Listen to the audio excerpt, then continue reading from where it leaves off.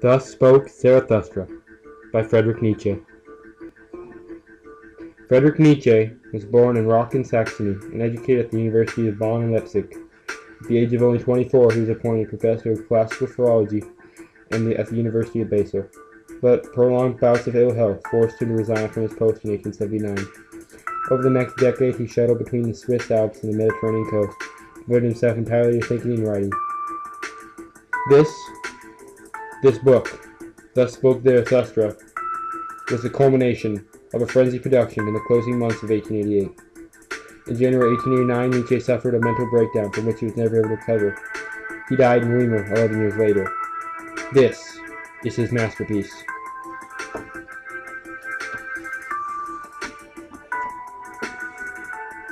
When Zarathustra was 30 years old, he abandoned his home, at the lake of his home, he went into the mountains. There, he enjoyed his spirit and the solitudes, and for 10 years he did not tire of them.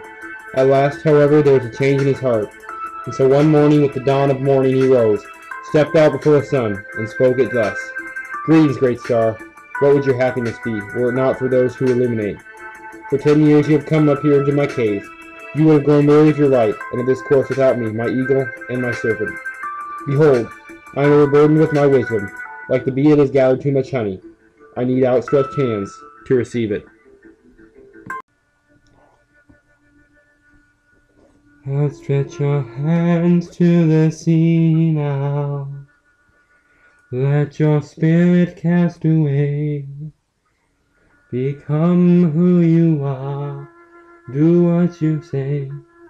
Become my Atlantis, baby. I will discover you all day. Fight to find treasure in all the pain.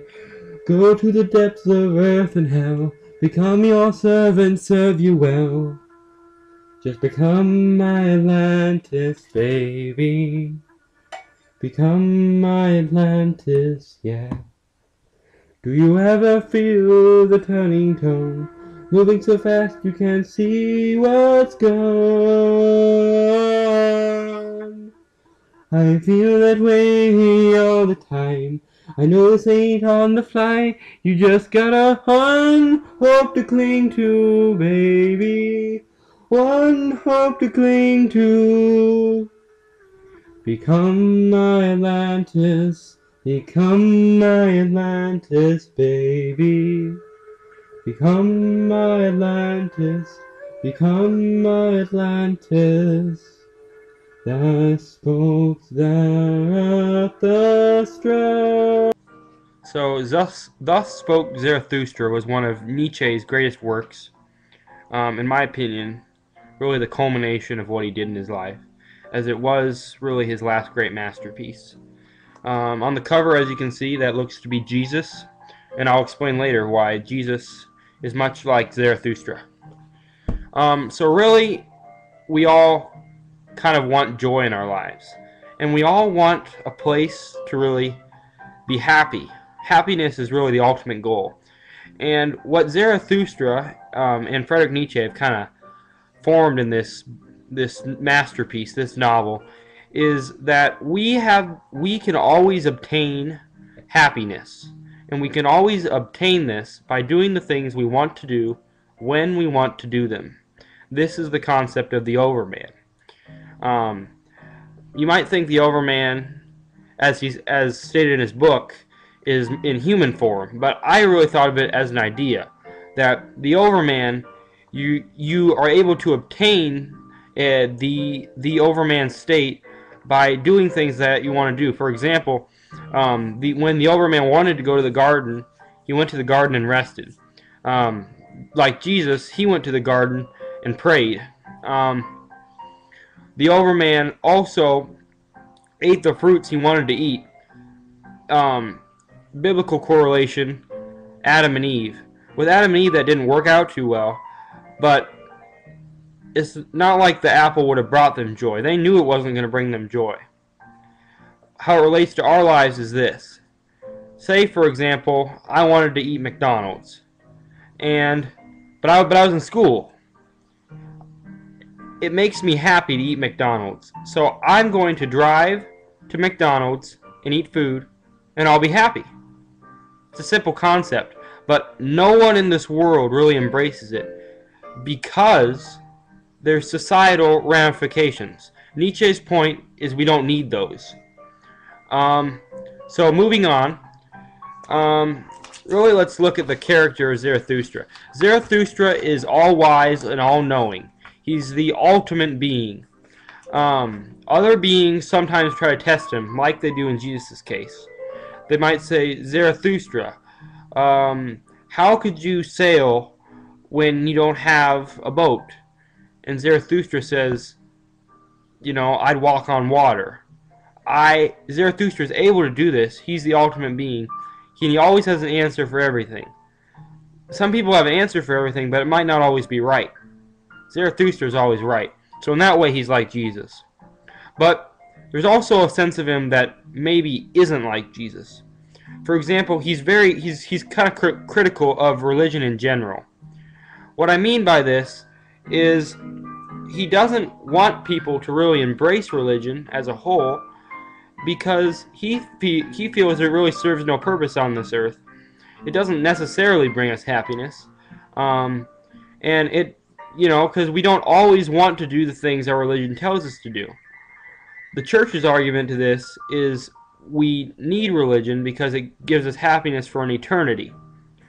Another point brought up is that he's kind of just critical of rabble in general, people speaking without really knowing what they're saying, really ignorant people who speak without knowing. Our society pretty much encourages people to say whatever they want. You know, Facebook, Twitter, millions of people who might not be smart enough constantly are telling us what to do, when to do it. And we don't have to listen to them. But Zarathustra is all wise, so his point is we can always listen to someone who's wise. To kind of wrap this up, really the concept of the Overman and Zarathustra in general is that we need to overcome ourselves to become happy. We need to be able to do the things that we want to do. And though it's not always easy, it's definitely rewarding. So this summer, it kind of inspired me to do things I want to do. And I think if you read Zarathustra, you might be a little confused, but overall, you're going to enjoy the book, and you're going to have a different perspective on life in general. Thank you. Do we know who we are?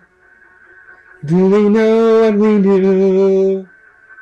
In this timeless struggle, the decisions we must choose.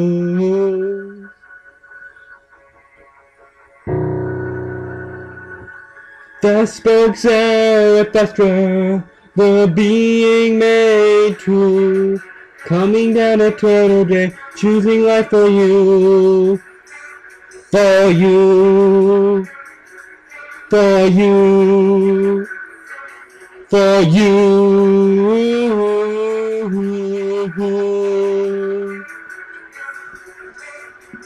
On the river upstream, they rode into the fires of hell. Rainbow connects the Overman to the fourth Cochran well. Settled in new lands, ice in the laughter of fools. Build them a house, give them the necessary tools. Thus spoke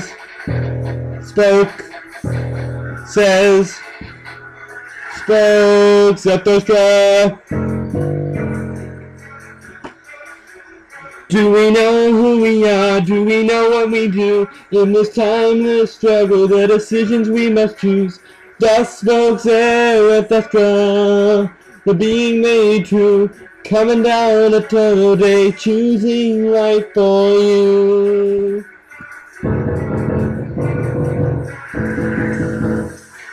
Behold Zarathustra, perfection at last. God dances for him, a rope dancer with class. He's a light, he can fly, the bluebird window pane. Speak to him, get inclined, knowledge you will obtain.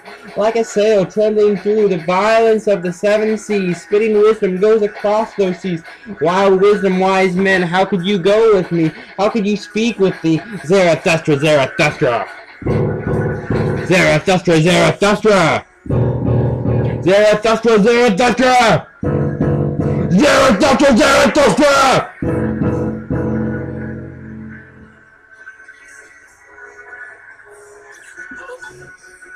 Do we know who we are? Do we know what we do? In this timeless struggle, the decisions we must choose. Woe is me, whither has time gone? Have I not sunk into deep wells? The world sleeps. Ah, ah, the dog howls, the moon shines. Rather will I die, rather die than tell you what my midnight heart is thinking. Now I have died, it is over. Spider, what are you spinning around me? Do you want blood? Ah, ah, the dew falls, the hour is nigh, the hour is nigh. I repeat, the hour is nigh.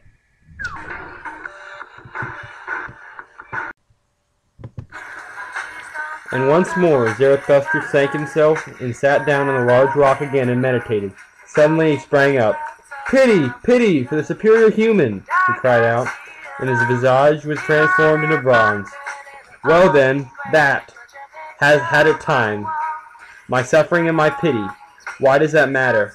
Am I striving then for happiness? I am striving for my work. Well then, the lion came. My children are near. Zarathustra has ripened. My hour has come. This is my morning. My day is beginning. Rise up now. Rise up, great midday." Thus spoke Zarathustra, and left his cage, glowing and strong, like a morning sun coming out of dark mountains. The end of Thus Spoke Zarathustra.